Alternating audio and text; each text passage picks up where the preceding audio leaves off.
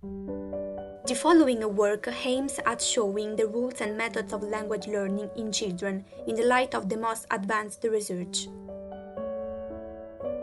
The idea of dealing with this topic comes from repeated analysis and reflections that have matured following my personal experience during an English-themed workshop.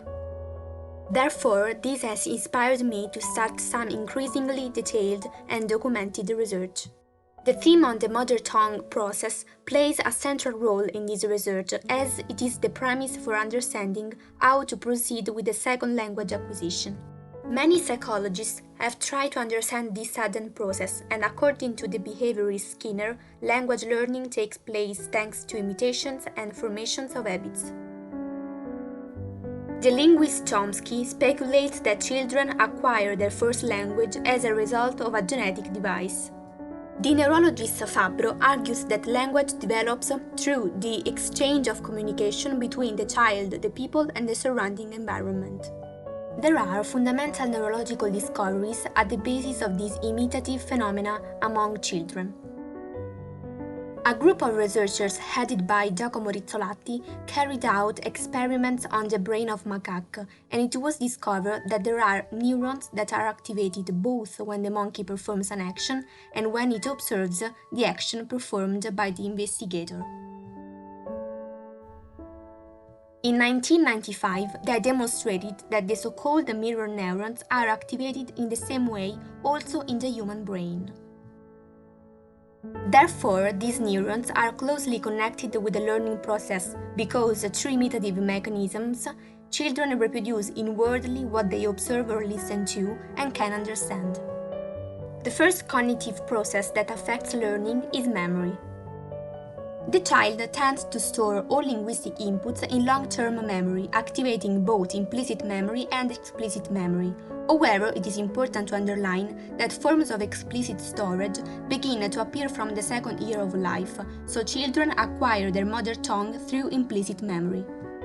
An educational system that aims to provide a real knowledge of foreign languages must ensure that they can be stored in implicit memory, as is the case for the first language. The affective system plays a fundamental role in the ways of learning. For example, the acquisition of the mother tongue is influenced by the mother-child relationship. Learning the language related to a set of emotions will be different if the language is learned by children and, of course, when compared to first learning at school desks. In order to implement an emotional education, it is important to take into account the relationships of the child in its entirety within his or her family and school. The quality of the child's relationships determines the curiosity to learn and discover. The importance and validity of early learning have also been taken into account at the legislative level by the European Union. The first resolution dates back to 16 December 1997 concerning the early language teaching in the European Union.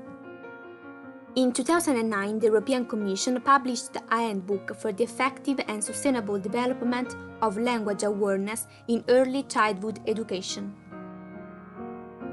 It is recognized that the level of complete knowledge of the language depends on age. The study of the critical period started with what were called wild children or feral children. If they were reintegrated as adolescents into a suitable linguistic environment, they could no longer recover their cognitive faculties, whereas if children under 8 years of age were integrated, they were able to recover these functions. To explain the concept of critical period in learning, several hypotheses have been put forward. In 1959, the neurologists Wilder Penfield and Lama Roberts were the first to detect this existence, calling it critical period, which begins in the early years of life until about 8. During this period, the child's mind is plastic and more predisposed to language acquisition.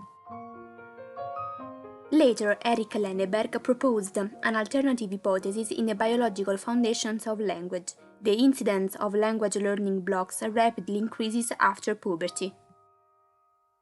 A linguistic ability like that of the natives could be achieved only within this period. After childhood, learning was more difficult in adolescence and adulthood. Fabro claims that at the age of 8, a child has already acquired all the aspects of the first language, so a complete acquisition of the second language should start before the age of 8. Thus, these studies confirm that the age of learning influences the representation of languages in the brain. Based on this statement, an early start is essential to achieve levels of competence equal to those of a native speaker. Today, we can state that day nursery and elementary school are the ideal places to start to approach the second or third language. Early learning contributes to developing general cognitive faculties, and the child learns over a longer period of time, which implies that he/she will achieve permanent results. In the book Manuale di Glottodidattica Insegnare una lingua straniera, Anna De Marco identifies 3 examples of learning: spontaneous, guided, and blended learning. According to this spontaneous learning, the language is grasped first in its globality, and then the linguistic system is memorized. Guided learning is an explicit type of learning whose purpose is to transmit rules. This type of learning takes place through a deductive process. The last one, blended learning, includes both spontaneous and guided acquisition. Thanks to imitative and deductive processes, the effectiveness of learning strategies is better. A lot of importance is given to communicate competence, such as the screening of a movie or watching the news.